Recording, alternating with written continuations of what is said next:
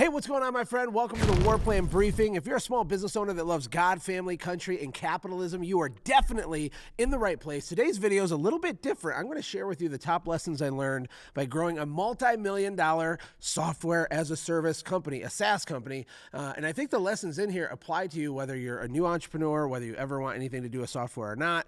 It doesn't really make a difference. And before I even get into it, I want to give a special warm shout out to Daniel Dixon, who's the CEO of Send Gym, which is my software company, and he has done a phenomenal job. I mean, this business wore me out to the point where I had to call in help. I had to call in investors. It almost broke me. And so Michael Kaplan, Mike Dahlke, and Daniel Dixon, who's leading the show now, what a clean, beautiful business we have, right? Thanks to you guys. And I learned a lot, right? I think to start the video off, I want to talk about this idea of the golden touch syndrome. You know, sometimes people have a little bit of success and then they make the mistake to assume that that success will translate to everything that they touch, that everything they touch will turn to gold. You see this with high school athletes sometimes. They were like Mr. King Kong hotshot person in high school, and then they quickly find out that nobody cares, like at all. In the real world, it doesn't translate, it doesn't mean anything, right? And maybe you had a starter business or you had some success in a particular industry, and when you try to change industries, you know, you can have success, but I think I just thought because my local home service business did so well that I could just play the game of software, and I really did not know what I was doing. So all of the pain was pretty much mostly self-inflicted. And it was self-inflicted because of the cost of not knowing something. Sometimes when I do workshops, I ask people, what's our biggest expense in life as a business owner? Is it taxes? Is it our mortgage? What is it? Is it the employees? What's the biggest expense? The real biggest expense to every human is the cost of not knowing something that's either causing you to go slower or waste time or effort, energy or money or frustration or your mental sanity. And I got excited. So the origin story of Send Gym, which by the way, it's a direct mail automation software. It does some incredibly cool things. We actually spent a little bit of money building some software for my own service company, and it was never going to be a product. We were going to build our own internal tool. We wanted to be able to send postcards out to people with a picture of their house printed on the front of the postcard.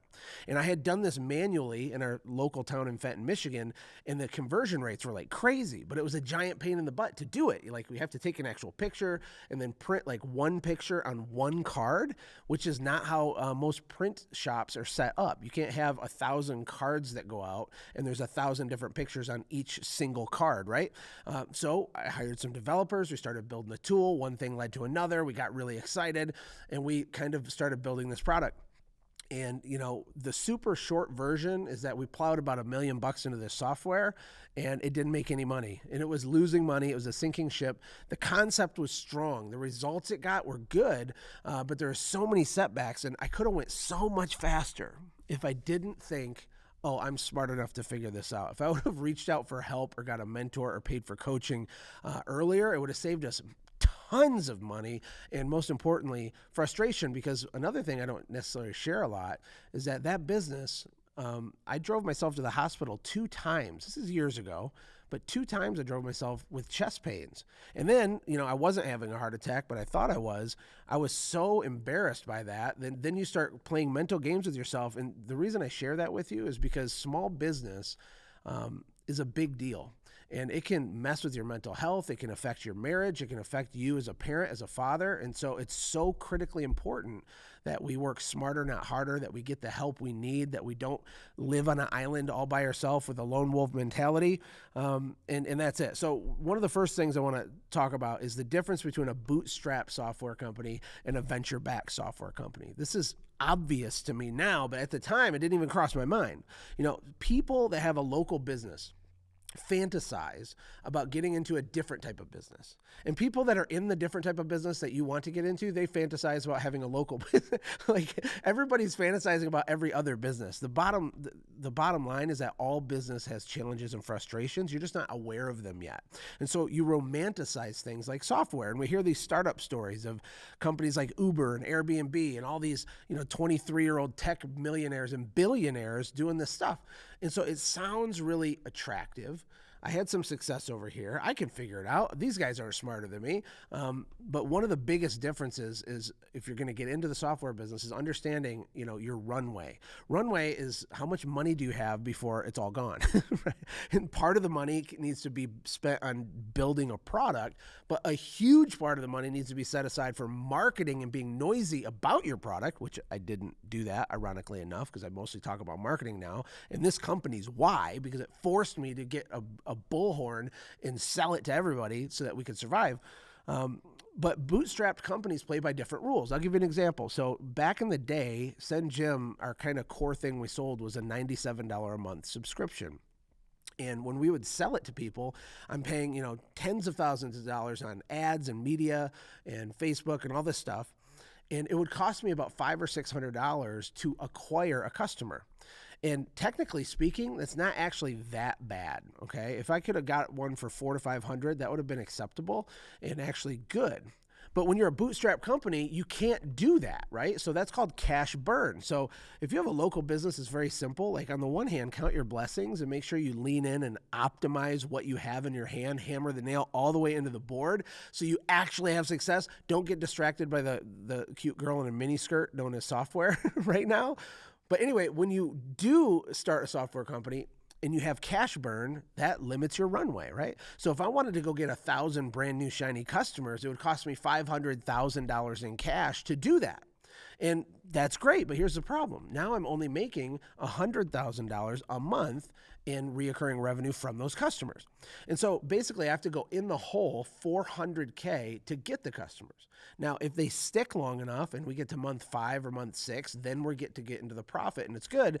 But of course they didn't, because I also didn't understand, pain of disconnect strategies and churn strategies and making the product better. I mean, there was so much complexity in this business. It was crazy. But venture capital backed companies are these guys you hear about that are the tech billionaires, and they play by entirely different rules.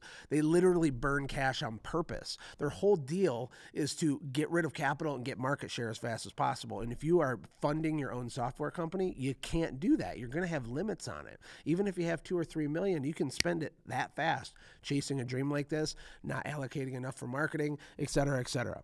Another thing that I learned is that humans break everything. So, I joke sometimes that business is art and science. Marketing specifically is definitely art mixed with science. And so when you create art and you share your art with the world, if they hate your art, it kind of hurts your feelings, right? Well, with software, people don't just hate on your art, but they actually break your art. They use it wrong. So you have this vision in your head of what they're supposed to do with your software. You click this, you do this, you get this result. It's amazing. I'm going to be a bajillionaire. We're going to change the world.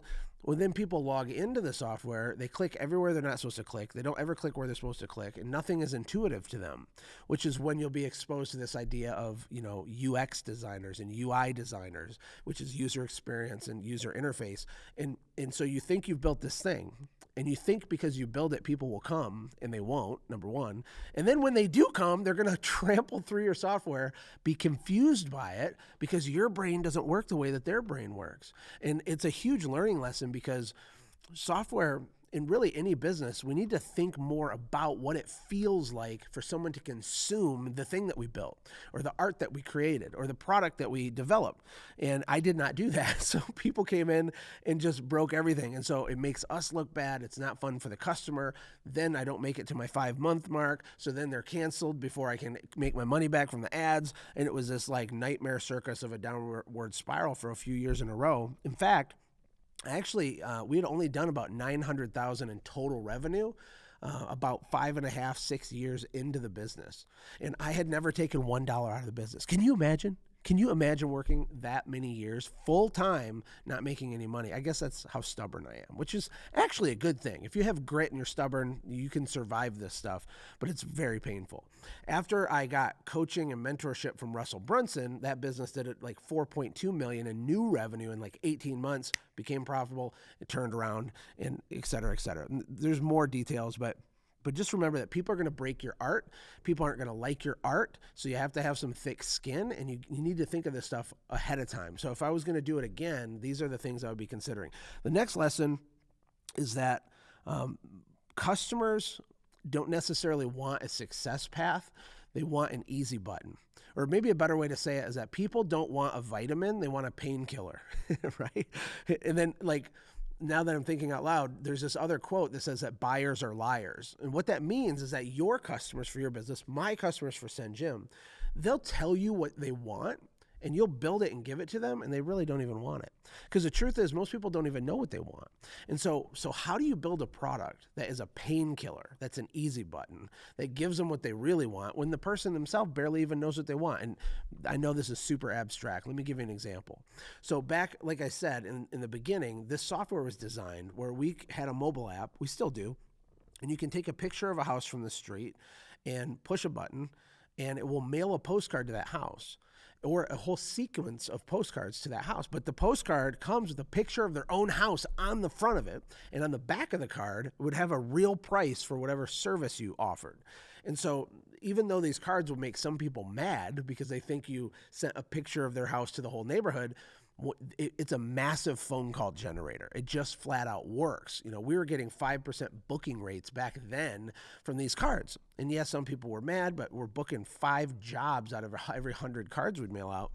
And that was what the software was built around. Well, when I went to sell it, everyone signed up. Like, people were excited. The small network of people in my world that I had access to were like, yes, they signed up. But then they wouldn't do it. They wouldn't actually do it. And it was very confusing for me for many months. And this is where I learned this lesson that buyers are liars and they want painkillers, not vitamins. This tool literally could be used to build $1 million business just by itself, okay? If you drove around and took pictures of houses in the right neighborhoods at the right time of year, if you had the right strategy to answer the phone right, there's just a few pieces. If you do that and you're booking 3 to 5% of the cards you mail out, you can become a multimillionaire from it. And I was training this. I was teaching it. I was shouting it from the rooftops. I'm like, go drive around all day for 2 months and just take a picture of every single thing and tag it right and make sure you get a good picture with good lighting and like build up this database of these pictures and you'll have this asset. Almost no one actually did it. They bought it. They started getting billed monthly, but they wouldn't actually go do the work. And so I started calling our customers and they were, they had lots of reasons why they weren't doing it. And the bottom line, like my final conclusion from running this business for over a decade, is that they're just lazy and didn't want to do it most of the time. They have these reasons why it's impossible to do it. And so I had literally given them here's a foolproof way to guarantee yourself new leads and customers. And they're like, yeah, I don't know. I'm going to hire that marketing agency from Pakistan. It's like, what? And then, so I developed a new feature in this software called Radius Bomb. Radius Bomb is a map where you can circle a whole neighborhood, click a button, and it mails them all postcards. And you don't have to drive around. You don't have to take a picture. But these cards in Radius Bomb, they're way less personalized, but they're easy. And guess what? When Send Jim actually blew up and started making real money, it's because everyone wanted to sit in their underwear and use Radius Bomb. and so I guess this is a life lesson for ourselves too, is that a lot of us know what we need to do to be successful, but we just don't do it for different reasons. We're lazy, we're overwhelmed, we're stressed out, we're confused by something. And if you do get in the software business, you got to understand your customers will use it different than you thought, but also make sure you build a painkiller. And Radius Bomb as a feature is a painkiller because you can sit in your underwear, eat Captain Crunch, circle a cul-de-sac, click a button, and all this mail goes, and you had to do like hardly anything. Whereas the original intent of the software, which actually works better, people didn't want to do it, right? And at the end of the day, you have to sell people what they want, not what they need. You sell them what they want and then give them what they need. You can't sell them what they need because they won't buy it. And last but not least is that simplicity scales, complexity fails. My fantasy for a software business would be an app, and I got this from my business partner, Chris Lamborghini's. He said, what if there's an app that has one button and it does one super highly valuable thing? And that's it. That's the whole thing. You just touch it and something amazing happens. And they pay a subscription, and every time they touch it, something amazing happens. And this silly example is like, that would be a dream product because of how simple it is. And with software, there's this idea called feature creep. Feature creep. Like the features of your app, the scope creeps, right? Or they call it scope creep. And that's what happens. So you're making your art, you're building your software, you're paying tens of thousands of dollars a month, and it gets a little out of control. And you build something that's too complicated. It has too many moving parts. In our case, the business is doing great today, and everything's amazing. It has been for the last 3 years. But it's a very complicated software. We have like third-party vendors because our software will send out cookies and brownies and caramels. We have robots that hand write like greeting cards and like mail it for you. And we have different vendors in different parts of the country. And there's lots of API connections and all this nerdy stuff. And so if I had to do it again, I would try to build a product that was a painkiller, that was something people wanted, not what they needed, and I would make it simple. I think simplicity is beautiful, which is why one of my favorite quotes is that simplicity is the ultimate sophistication. So in your business, even if you just have a local business still, ask yourself this, excuse me, how much complexity are you adding? And do you have a tendency to add complexity to try to solve problems? Because it's very I'll give you an example. So the local cleaning company needs more money, so then they offer, an additional form of cleaning, thinking they'll get more money. And then that doesn't quite get them there, so then they offer dog walking services. Then they offer roof cleaning services. And they end up doing 4 or 5 different things, which adds to the complexity, which ruins their ability to scale. Focus on the simple core offer that you have. Make it tight, clean, smooth, and better than everybody else in your area. Make the customer experience better, the end deliverable better, and make it more efficient. And you can crush it. It reminds me of Ned Stevens. I always forget the number, but they are a company that just did gutter cleaning for years, and they did like $40 million a year just cleaning gutters. They called people on the phone, booked their thing, did the thing. Huge, giant company doing the simplest manual labor thing you can ever imagine. So that's my encouragement to you. Hopefully you got some good takeaways from this. Hey, if you're enjoying these videos, will you comment, like, and subscribe, share it with someone? Maybe you have a friend named Larry, and Larry just texted you right before you saw this video, and he's like, hey, I have an idea for an app. Send him this video, okay? Have him watch this first. I'm not saying don't do it, because software is a better and potentially way bigger opportunity vehicle than most local businesses are. But there's more than meets the eye. So anyway, I hope this helps. Take care. God bless.